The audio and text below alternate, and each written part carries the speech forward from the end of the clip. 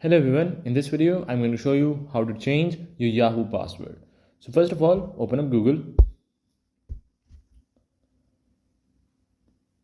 Now once you're in Google, type in here Yahoo and go to the mail section.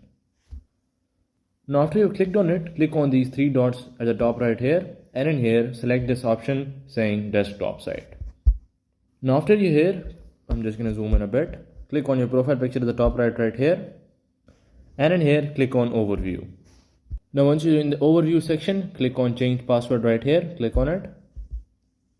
Now in this pop-up right here, just simply type in your new password and click on continue, and you will have a new password for your Yahoo account. So that is how you can change your Yahoo password. Hello everyone, in this video I'm going to show you how to change your Yahoo password. So first of all, open up Yahoo.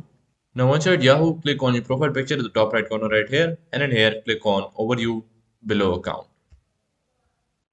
Now once you're at this interface, just simply scroll down and look for change password. Click on it, and in here it will give you a pop-up saying new password. Just type in your new password. After you type in the new password, click on continue.